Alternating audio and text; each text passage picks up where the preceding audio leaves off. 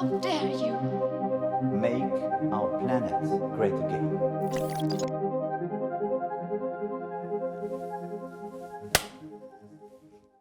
Aramco, Gazprom, China Energy, est-ce que vous connaissez ces trois multinationales de l'industrie fossile? Les trois multinationales qui rejettent le plus de CO2, des criminels climatiques qui, si elles étaient un pays, seraient alors le troisième plus polluant au monde, derrière la Chine et les États-Unis.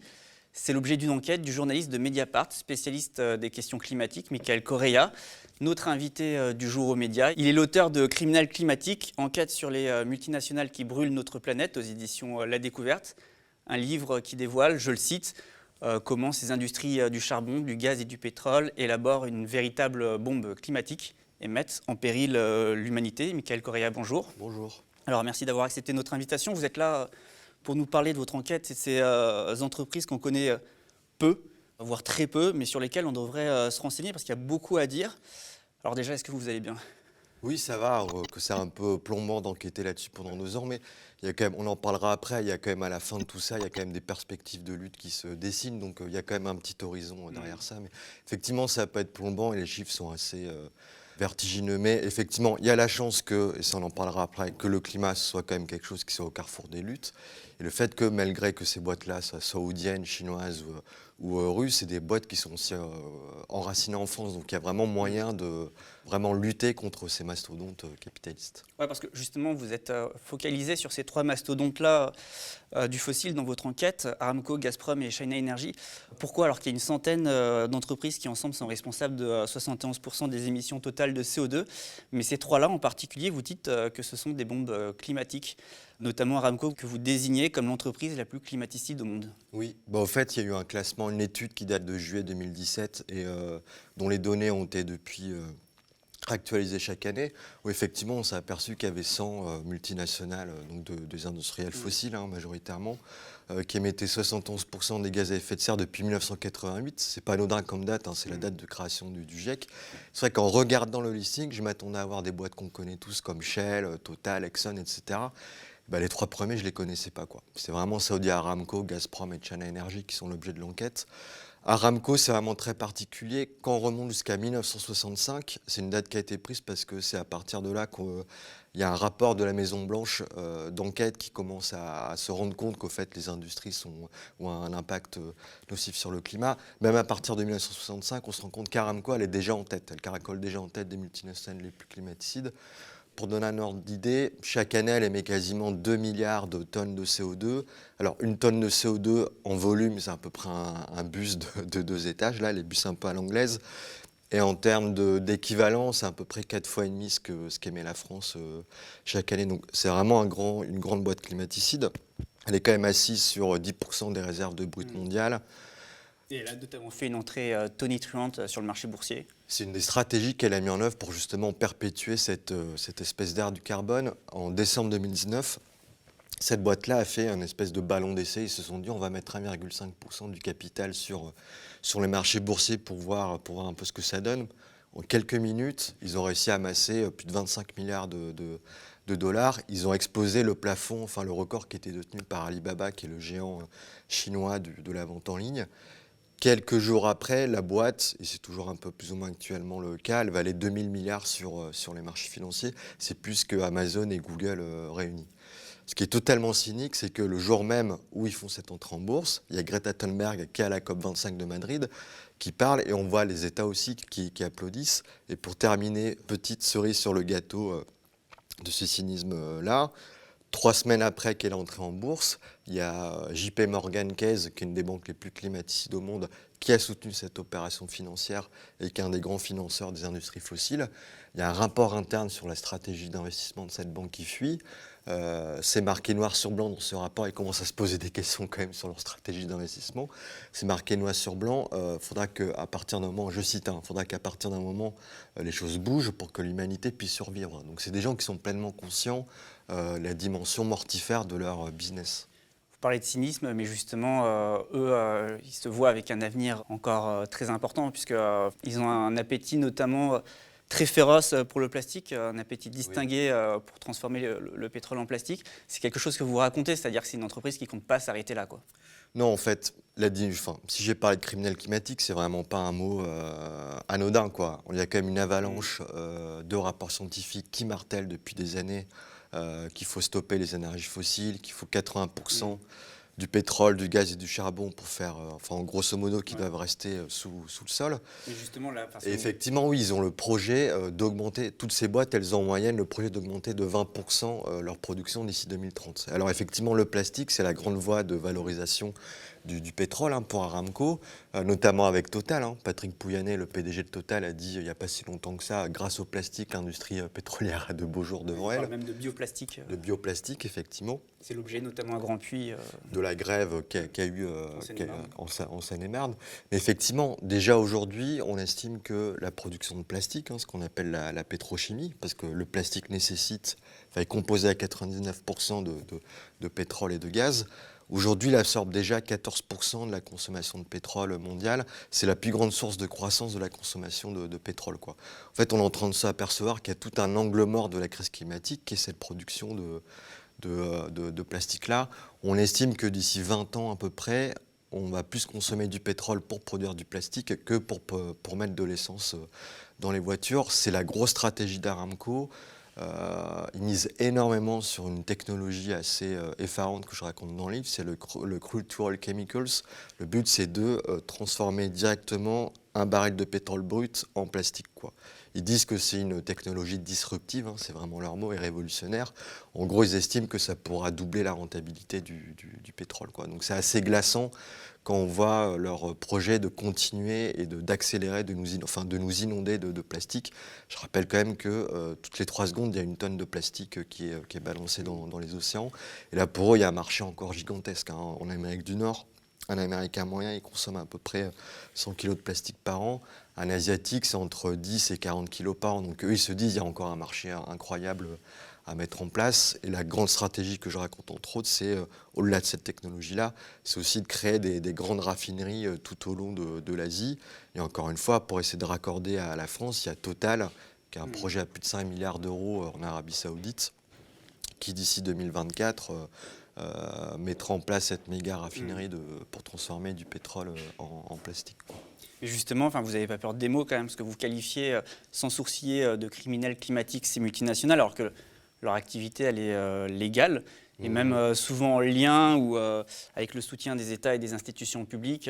D'ailleurs, pas juste ces 3-là, même vous venez de nous parler de Total aussi avec le bioplastique et Grand-Puy, mais ils étaient soutenus notamment par des institutions, par la région Île-de-France, avec des... La BPI aussi, entre autres. Exactement, avec des subventions. Oui, effectivement, il y a tout un écosystème. Ce que je raconte, c'est que ce n'est pas des boîtes qui travaillent seules, c'est qu'il y a tout un écosystème, tout un ensemble de cercles de pouvoir à la fois économique et étatique qui les soutient. Il y a vraiment un capitalisme fossile, c'était le but du bouquin, d'essayer de dévoiler, de mettre à nu ce capitalisme fossile.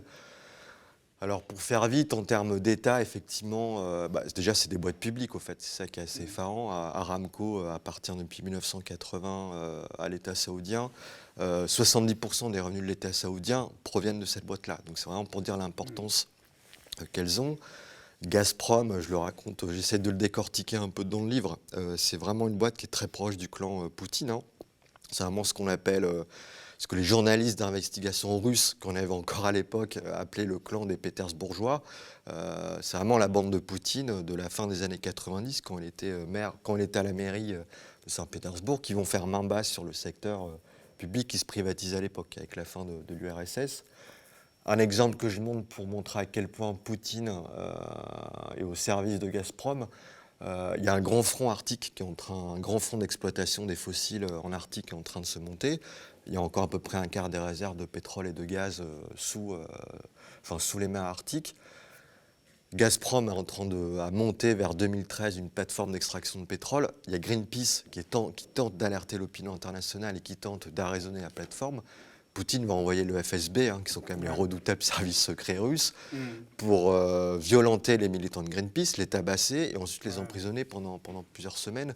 China Energy, c'est pareil, il y a toute la politique d'État du Parti communiste chinois. Il y a vraiment des intérêts très protégés par les États. On le voit, c'est avec la répression là, sur l'épisode de Greenpeace, c'est que c'est quelque chose vraiment, on est là dans des intérêts d'État, quoi.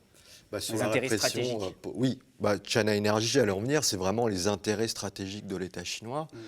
Leur grande initiative politique, c'est ce qu'on appelle les routes de la soie. Le but, c'est de relier, on va dire, l'Asie du Sud et l'Afrique à l'empire du Milieu. Et on voit que des manœuvres géopolitiques, géostratégiques, des intérêts géopolitiques en cours, en fait. Il y a une analyse. C'est vrai que derrière ces intérêts fossiles, oui, il y a toute une question géopolitique, quoi. Que ce soit le gaz, je rappelle quand même que 40% du gaz qui est consommé en Union européenne nous est fourni par Gazprom. Sur cette question des routes de la soie, China Energy profite pour semer ses centrales au charbon le long de ces différentes routes de la soie. Donc oui, c'est intimement lié à la question géopolitique. Notamment, dans votre livre, vous décrivez bien l'aspect prédateur de ces industries. Par exemple, vous racontez notamment comment Gazprom part à la conquête de l'Arctique. Tout cela, vous le dites avec beaucoup de détails. On peut dire justement que ces industries, qui sont aussi des industries extractivistes, en fait, ont un caractère prédateur, quoi.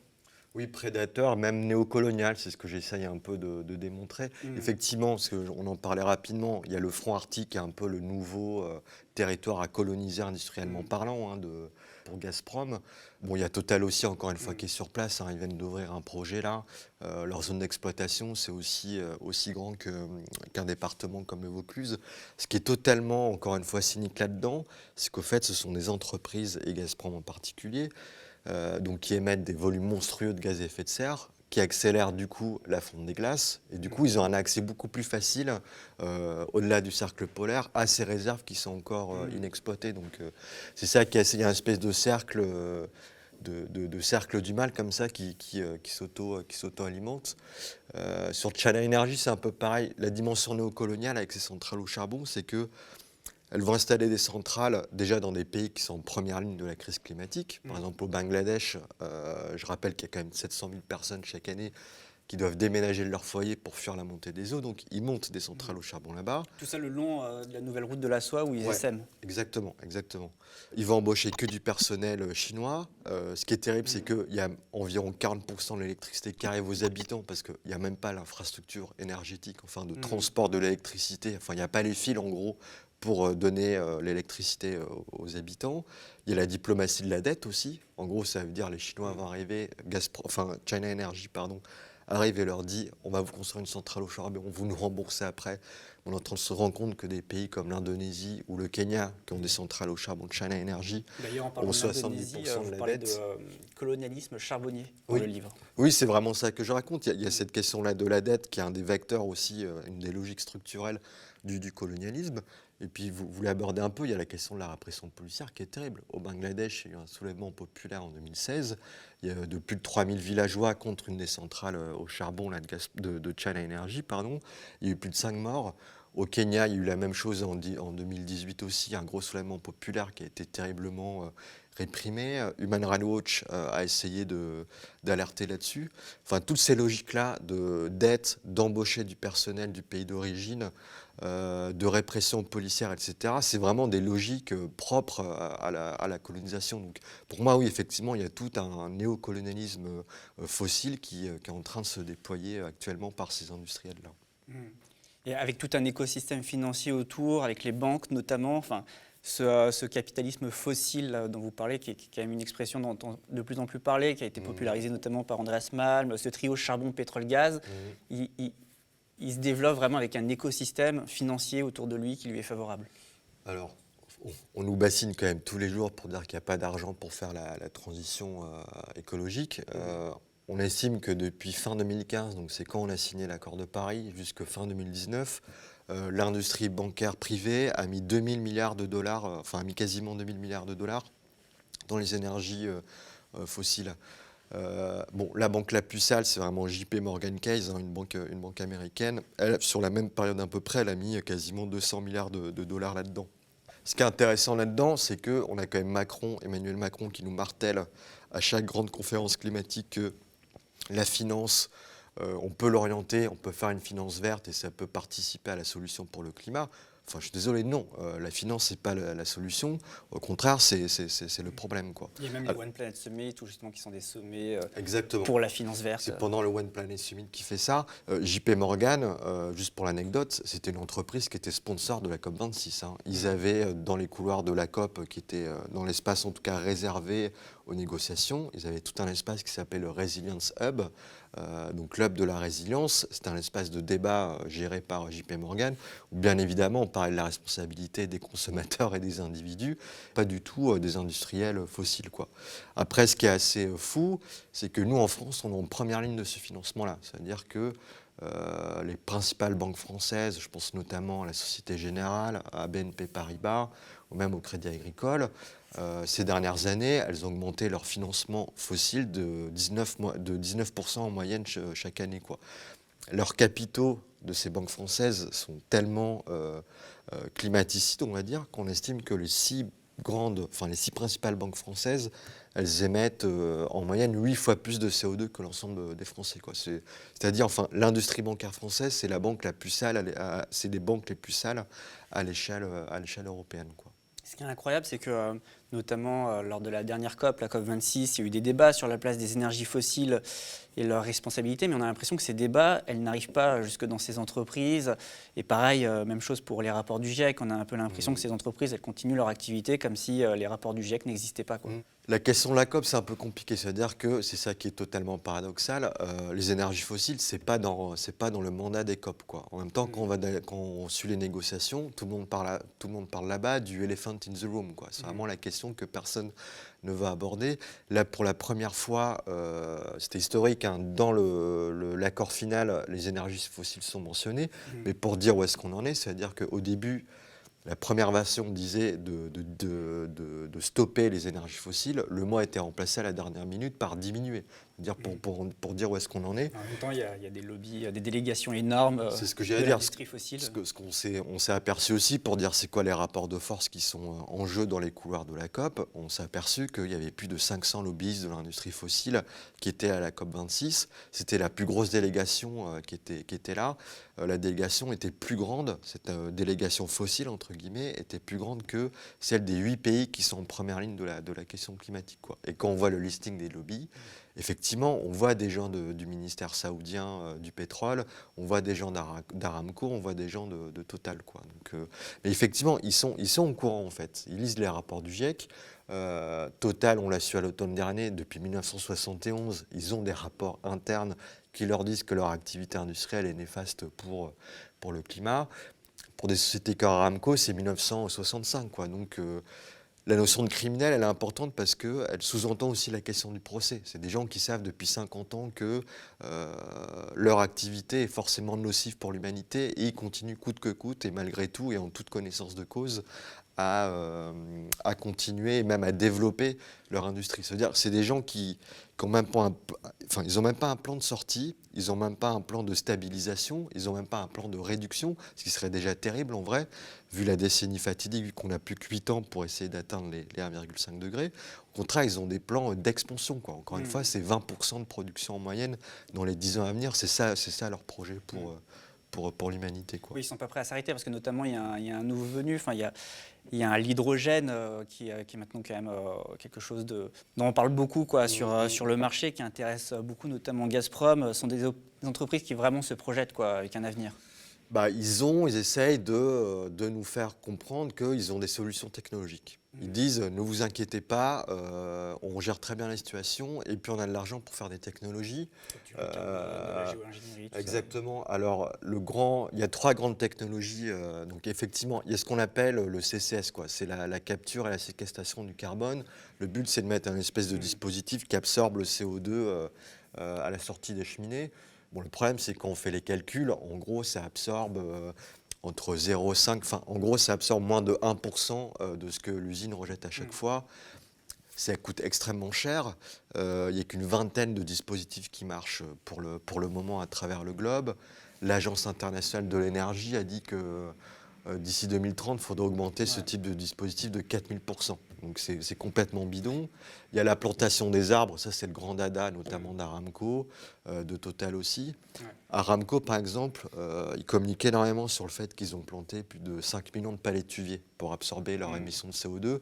Ils appellent ça les guerriers en première ligne du chaos climatique. Quand on fait les calculs, en gros, on s'aperçoit qu'un palétuvier, ça dure 60 ans. En gros, sur les 60 ans, ça va absorber, encore une fois, moins de 1% de ce qu'Aramco émet en une seule année.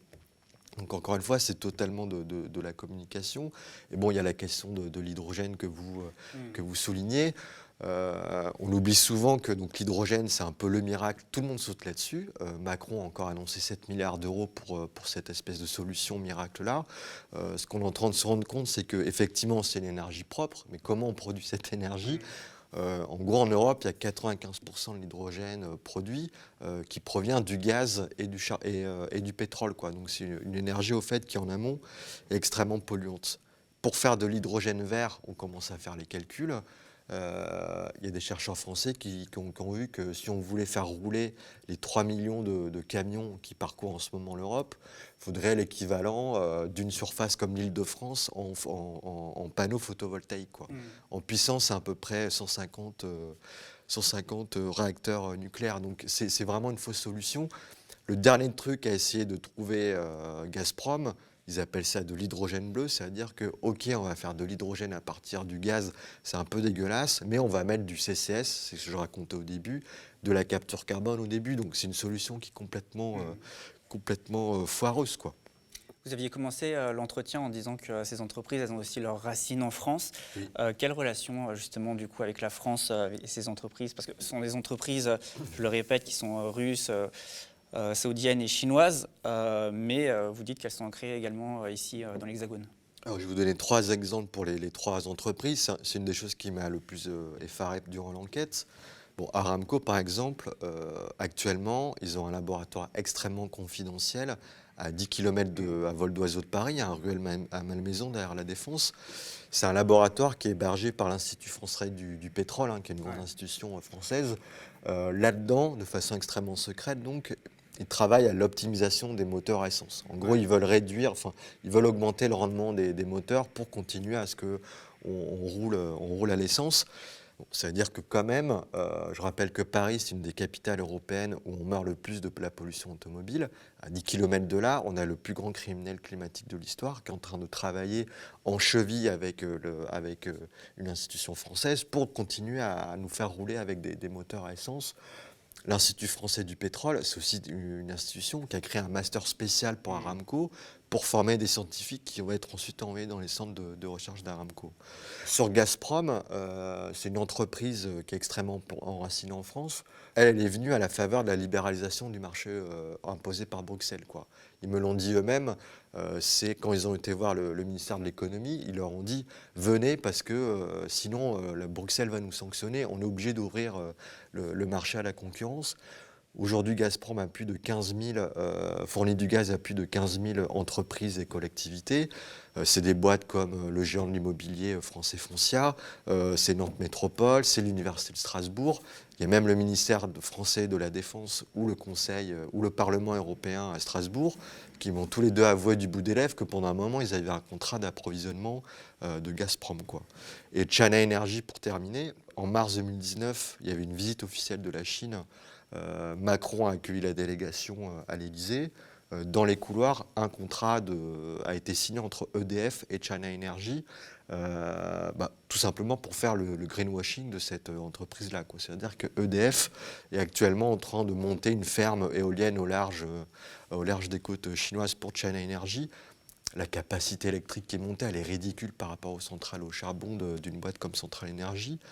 Le pire, c'est que EDF, depuis la fin des années 90, codétient avec China Energy un énorme consortium de 3 centrales au charbon gigantesques au cœur de la Chine, qui sont vraiment des centrales au charbon hyper polluantes. Il y a une étude dans Nature qui date de 1 an à peine, qui dit que ces centrales-là, donc qui sont codétenues par EDF et China Energy, sont tellement polluantes qu'elles devaient être fermées depuis 2020, pour essayer de respecter nos engagements climatiques, quoi. La Et France EDF, investit dans le là-dessus, charbon en Chine aussi. exactement. Elle nous dit, ne vous inquiétez pas, on va fermer les centrales au charbon d'ici 2022. Mais en fait, à l'extérieur, elle a toujours quelques capitaux qui sont là et qui sont extrêmement lucratifs. Et EDF n'a toujours pas de plan de sortie.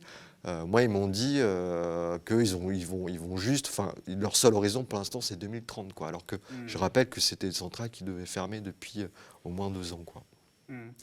Alors, ce que dit votre livre, finalement, c'est que le capitalisme...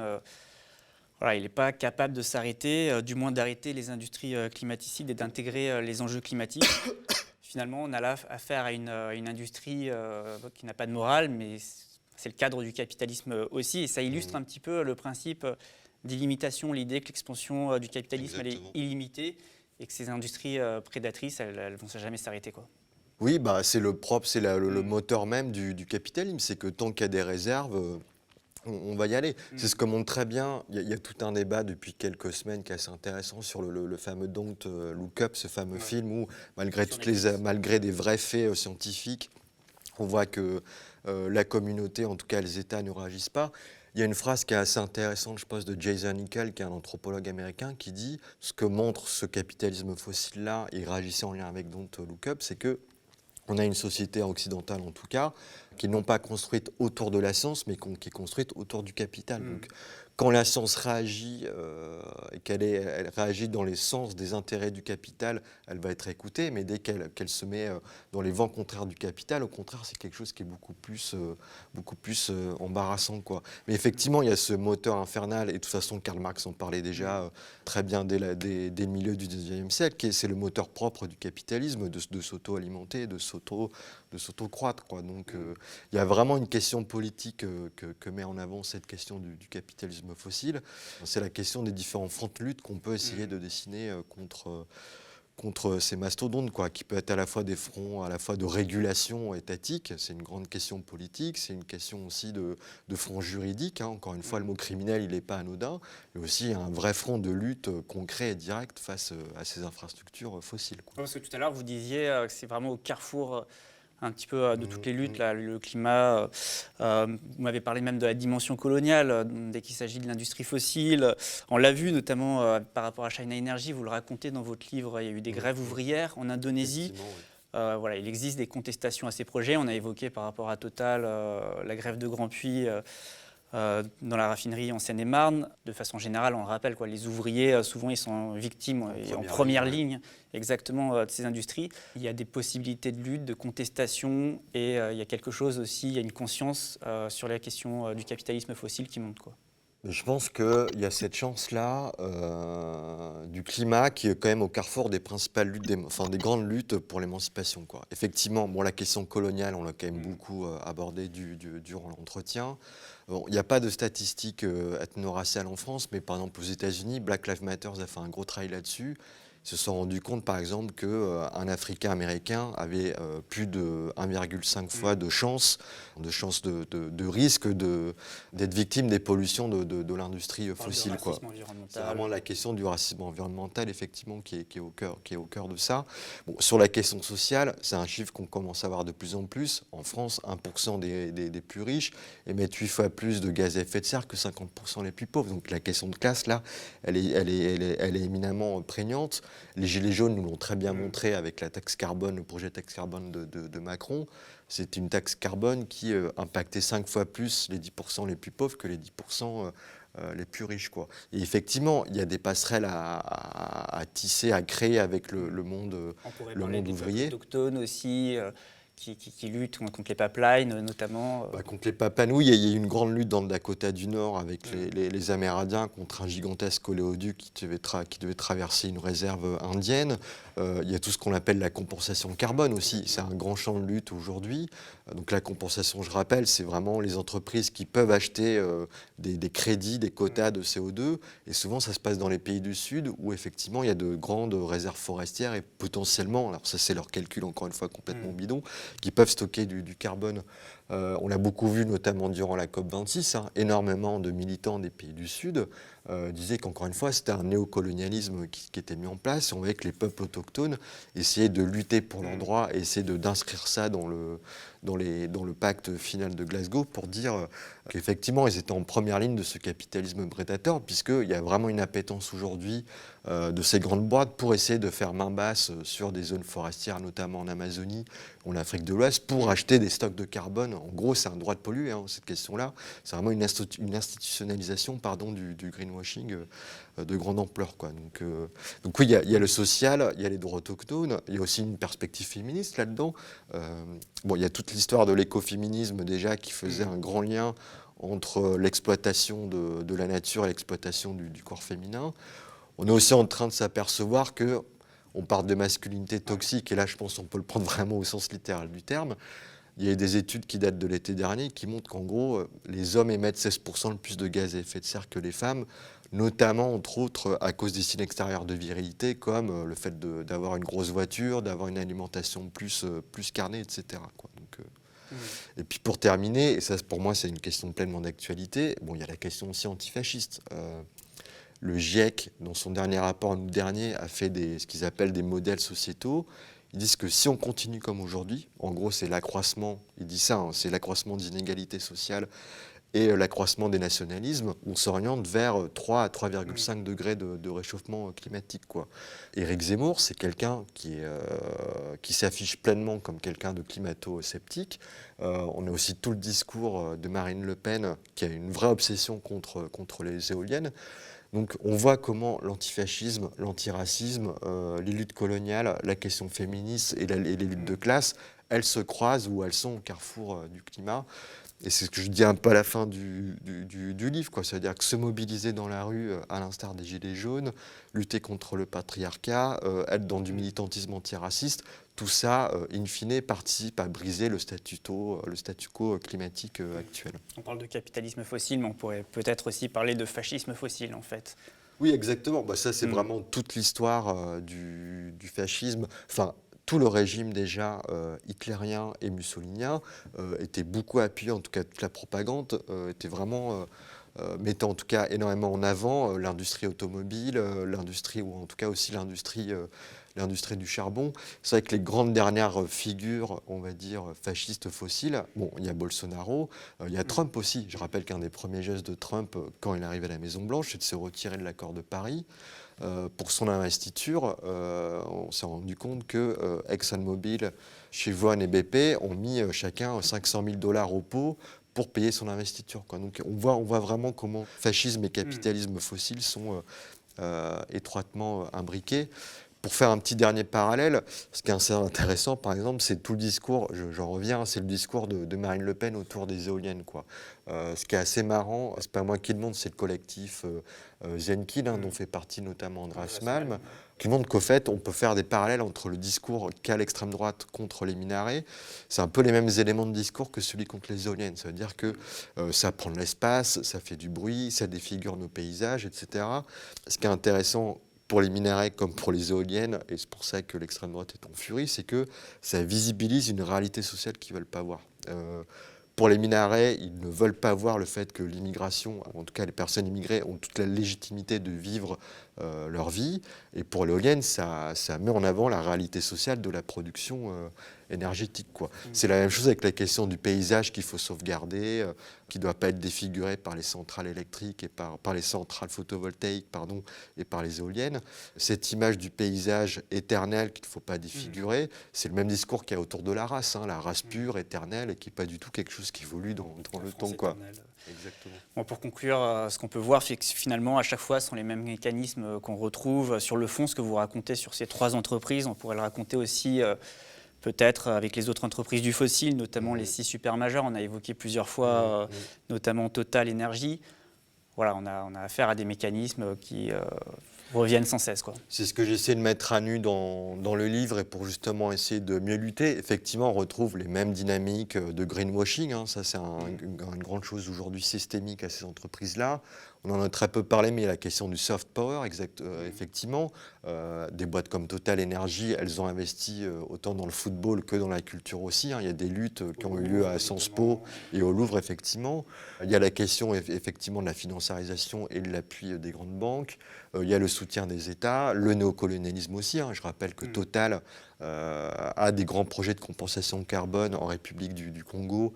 Il y a un projet complètement glaçant en Ouganda. Hein. Ils sont en train de créer 400 puits sur place. Donc on retrouve vraiment l'ensemble des stratégies que j'essaye de dévoiler à travers le bouquin. En fait, elles sont effectivement applicables à d'autres industriels et notamment à des industriels français. Je vous remercie, Michael Correa. Je le rappelle, vous êtes journaliste à Mediapart et auteur de Criminels climatiques, enquête sur les multinationales qui brûlent notre planète. Je le rappelle juste pour ceux qui nous regardent, vous pouvez également retrouver tous ces entretiens en podcast, donc sur toutes les plateformes d'écoute. Et puis, je vous invite à partager, à liker, à commenter sur les réseaux sociaux ces interviews. N'hésitez pas. Merci encore, Michael Correa, et à bientôt. Merci.